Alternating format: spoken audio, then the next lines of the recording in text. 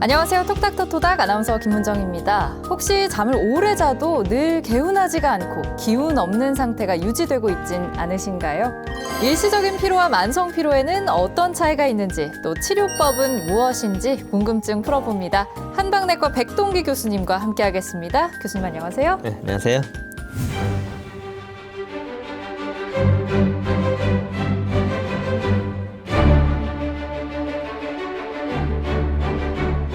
네, 바쁜 현대인들 사실 늘 피로에 절어 있다고 해도 과언이 아닌데요. 피로로 인해서 병원을 찾는 분들도 참 많아졌다고 들었습니다. 혹시 그럼 환자들을 직접 만나면서 체감하는 변화들 있으실까요? 네, 주변을 보면 피로 증상을 호소하는 분들을 어렵지 않게 찾아볼 수 있는데요.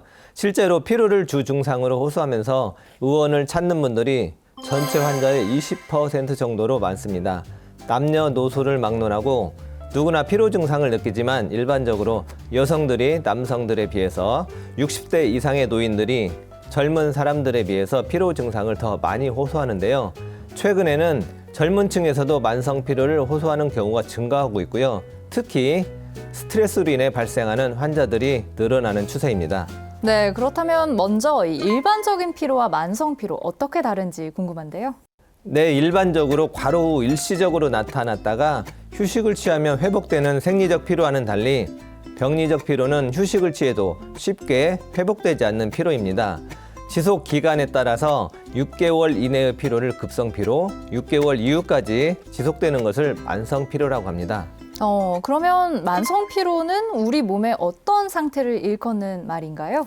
네, 만성 피로는 일반적으로 활동 이후에 비정상적인 탈진 증상으로 인해서 지속적인 노력이나 집중을 할 수 없는 상태, 즉 일상적인 활동을 수행할 수 없을 정도로 전반적으로 기운이 없는 상태라고 볼 수 있습니다.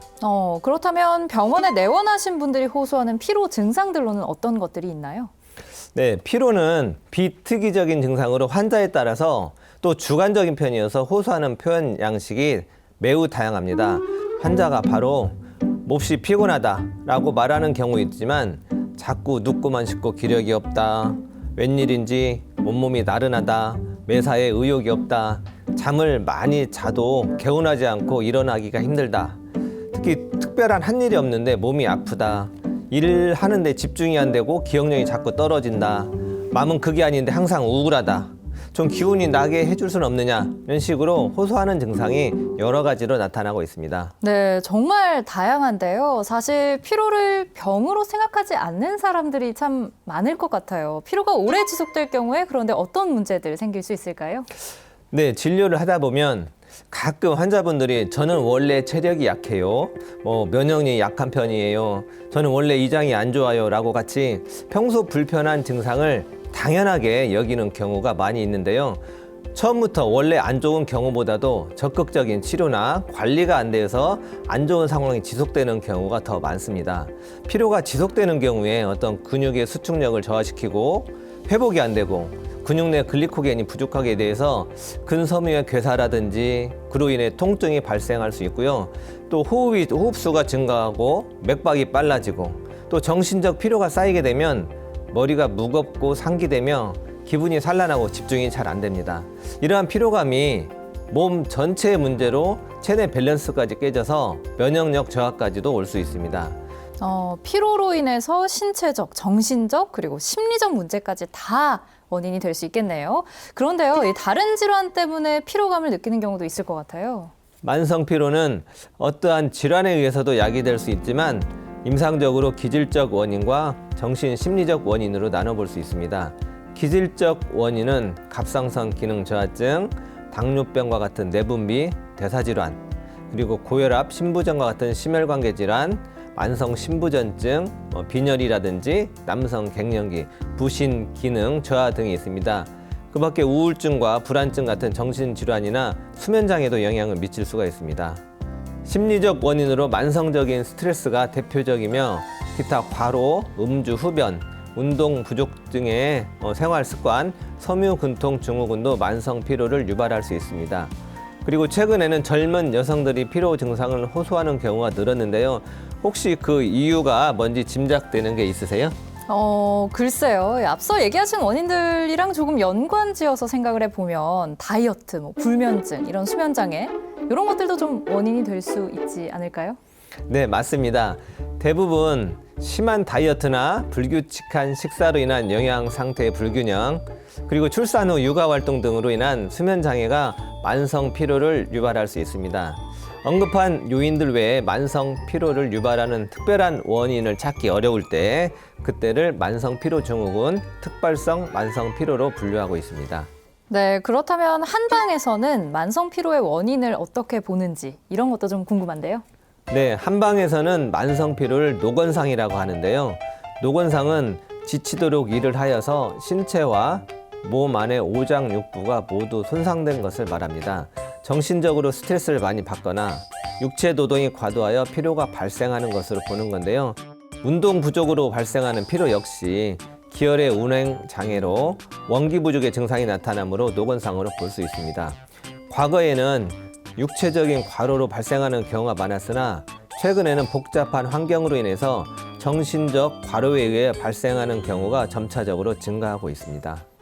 그런데요, 선생님, 이 특별한 원인을 찾을 수 없는 경우를 만성피로 증후군이라고 하셨는데, 이 만성피로와 만성피로 증후군 같은 건가요? 네, 아닙니다. 만성피로와 만성피로 증후군의 주 증상이 계속되고 반복되는 피로감, 그리고 무기력이기 때문에 같은 질환으로 생각하는 경우가 많은데요. 만성피로 증후군은 만성피로를 유발하는 여러 원인들 중에 하나인 또 다른 질환입니다. 그렇다면 만성피로 증후군에 대해서 좀 더 자세히 말씀해 주신다면요? 네, 만성피로 증후군 환자들은 피로감뿐만 아니라 간단한 일상적인 활동을 할 수 없거나 집중력이 떨어지는 등 다양한 인지기능 장애를 호소하기도 합니다. 각종 통증, 수면장애, 무기력증을 보이기도 하고요. 이러한 만성피로 증후군의 원인은 분명하지가 않습니다. 원인이 분명하지 않다는 건 확실한 치료 방법도 없다는 의미랑 같다고 볼 수 있을까요? 네, 만성피로 증후군이 아직 그 원인이 밝혀지지 않은 상태이기 때문에 확실한 근치적 치료법은 아직 없고요. 자연히 증상을 호전시키는 대증 치료를 하고 있습니다.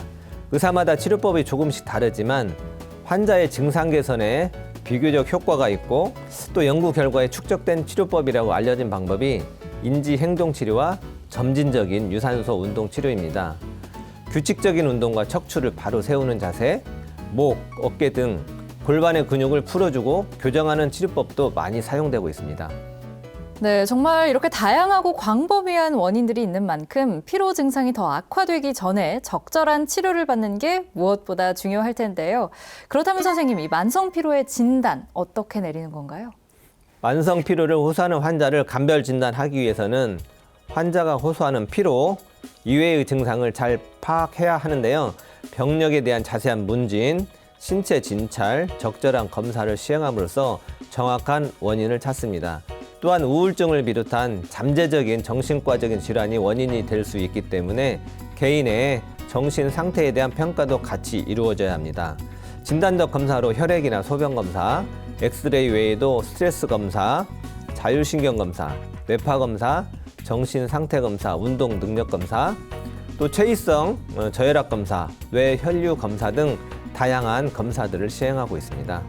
네, 만성 피로를 유발하는 원인에 따라서 다양한 치료법들이 있겠는데요. 혹시 운동도 도움이 되겠죠? 당연히 도움이 됩니다. 운동이 건강에 미치는 효과를 보면 혈압을 낮추고 좋은 콜레스테롤, HDL의 혈중 농도를 높여줍니다.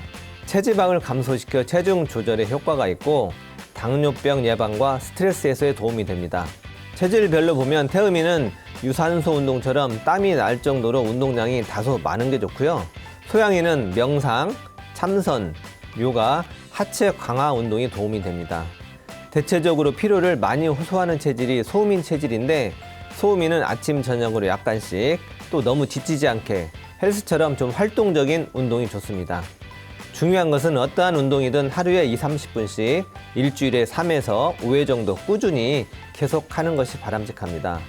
운동하는 시간을 따로 내기 어렵다면 계단을 이용하거나 걷는 시간을 늘리는 등 신체 활동을 증가시키는 게 도움이 됩니다. 네, 한방에서의 치료법에 대해서도 설명해 주시면 좋을 것 같은데요. 만성 피로는 우리 몸의 에너지가 부족해 몸의 기운이 잘 통하지 못하여 생긴 기울, 담음 등의 병리적 산물이 정체되어 있는 상태라고 할 수 있습니다. 따라서 기운을 소통시키고 동시에 적극적인 몸의 기혈을 보강시켜주는 치료를 하고 있습니다. 심리적인 스트레스가 두드러진 환자에게는 온담탕이나 소요산, 귀비탕을 쓰고 육체적으로 과로한 경우에는 보중익기탕, 환기건충탕을 쓸 수 있습니다.